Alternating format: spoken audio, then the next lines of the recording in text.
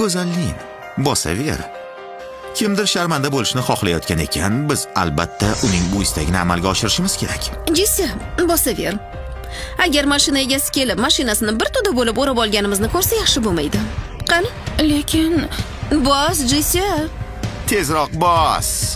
Bos. Qani bos. Bosa qol. Vanyuan, bu mashina rostdan ham menga sovg'angmi? Albatta. Mayli, e'tiboringni qadrlayman. Kelajakda albatta shunaqasidan olib berishingga ishonaman. Lekin buguncha bosmay qo'ya qolay. Jisi. Jao, bugun meni tug'ilgan kunim-ku. Yaxshisi ichkariga kiraylik. Mayli. Buguncha uni tinch qo'ya qolaylik.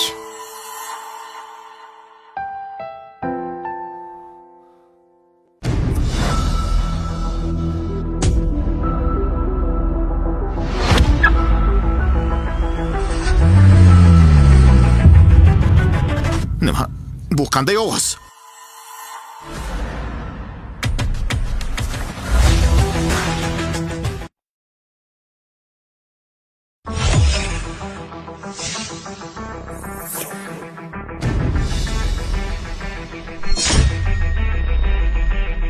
Qanaqasiga? Chiroqlari yondi. Vanyuan, bu axir Aytdim-ku, bu mening senga sovg'am deb. O'tirib haydab ko'rasanmi? Nima deysan? ha, Bora qol.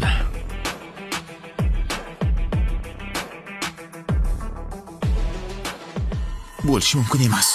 Bu takasaltang Van Yuan rostdan ham 10 milliondan qimmatroq mashina sovg'a qildimi? Bo'lishi mumkin emas.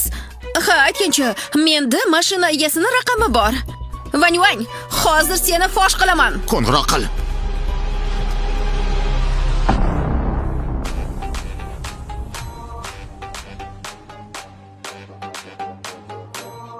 Sen Jao xonim, keyingi safar mashina bilan suratga tushmoqchi bo'lsangiz, iltimos o'zingizni sal bosib oling.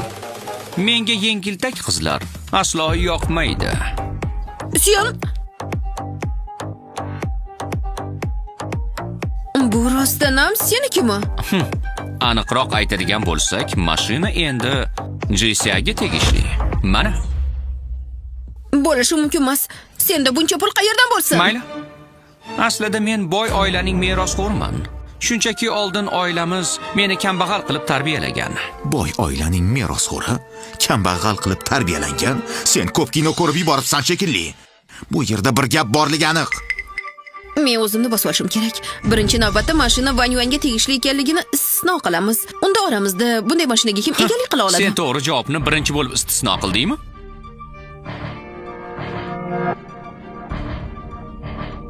Tijorat ko'chasining menejeri Lu Haifan. Vanyuan, sen hozirgina Lu Haifanni uchratding-a? To'g'ri. Hammasi tushunarli. Bu mashina aslida Lu Haifanniki. Sen shunchaki uning haydovchisisan. Yo'q. Sen hatto uning haydovchisi bo'lishga ham arzimaysan. Demak, yagona javob sen uning kaliti bilan mashinasini o'g'irlagansan. To'g'ri. He xudoyim-ey. Bunaqa ssenariyni o'ylab topish uchun miya qanchalar aynigan bo'lish kerak-a? Jisya, tezroq tush. Nima bo'ldi? Vanyuan katta baloga yo'liqdi. Bu mashina aslida tijorat ko'chasi menejeri Lu Haifanniki ekan. Agar mashinasiga tekkanimizni bilib qolsa, holimizga voy. Qo'ysang-chi. Aytgancha, yodimdan chiqibdi. Bu Ziyun mehmonxonasi bilan shu tijorat ko'chasi ham menga tegishli. Lu Haifan shunchaki boshqaruvda yordamlashadi. Vanyuan, og'zingni yum. O'lging kelsa bizni aralashtirma. Jisya, tezroq ketdik. Men Lu Haifan haqida afsonalarni eshitganman. Uning usullari juda dahshatli. Agar hozir ketmasa, kech bo'ladi. Ketdik. Shoshmanglar. Buncha shoshib qayoqqa ketyapsizlar? Ha?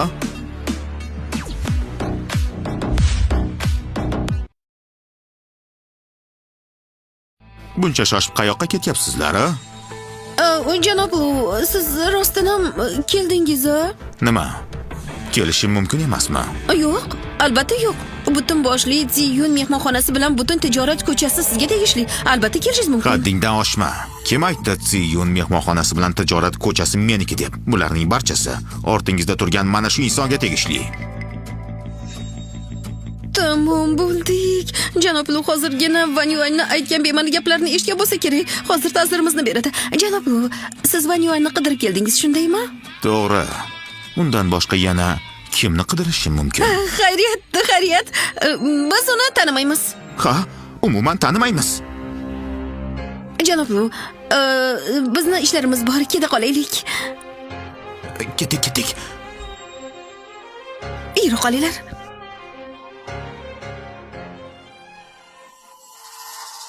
Janob Lu, savollaringiz bo'lsa, mendan so'rayvering. Van Yuanni bunga aloqasi yo'q. Sendan? Ha, Jessiya, u seni oldinga borishi mumkin emas. Van Yuan, sen birinchi ketaver. Men Lin oilasidanman. Menga tegishga jur'at eta olmaydi. Hammasi yaxshi bo'ladi, Jessiya. Sen avval Sinjao bilan boshqalarning oldiga bor. Men tezda yetib olaman. Ishon. Mayli. Biror gap bo'lsa, menga qo'ng'iroq qil, xo'pmi? Xo'p.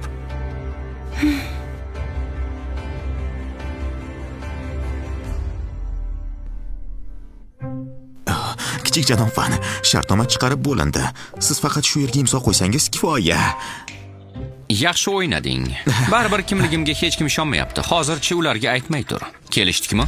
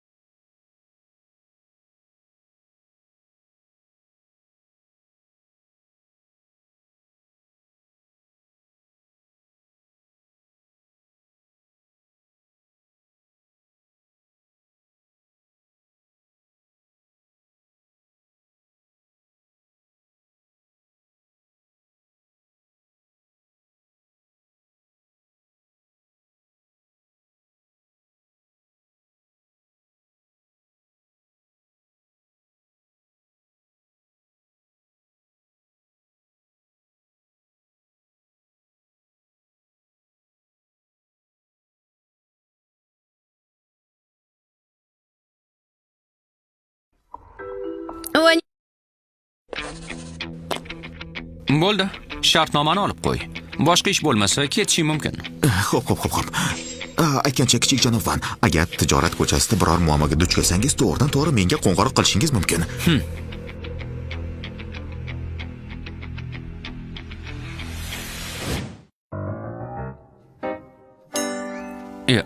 Jessiya, Sinjao bilan boshqalarning oldiga borishingni aytgandimi?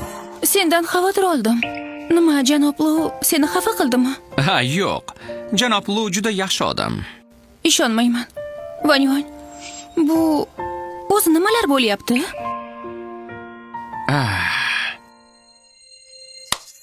Mayli, ochig'ini aytaman. Aslida men dunyoning eng boy odamining o'g'liman. Bu dunyoda pulga sotib olish mumkin bo'lgan biror narsa yo'qki, mening qurbim yetmasa. Ishonmayman. Ana ko'rdingmi? Aytdim, sen esa ishonmayapsan. Hayya. Esimda yaqinda kimdir agarda bu mashina rostdan ham unga sovg'a qilingan bo'lsa, menga nimadir berishini aytgandi. Xo'sh, uni hozir berasanmi yoki boshqa kunimi? Men bersam beraveraman. Hozirroq beraman. Ola qol. Nima, sen menga shuni bermoqchimiding? O'zing nima berishini kutayotganding? Men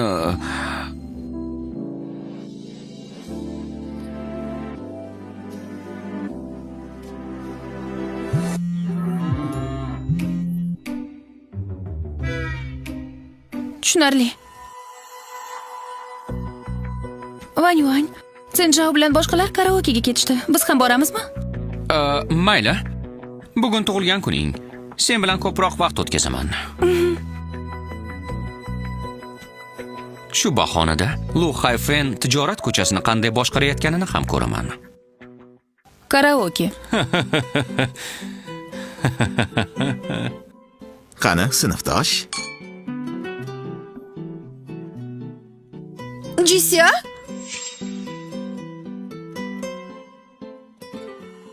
Uni nega boshlab kelding? Janob Lu uni o'ldirib qo'ymadimi? Hammasi joyida, Jao. Janob Lu juda yaxshi inson, xavotir olma.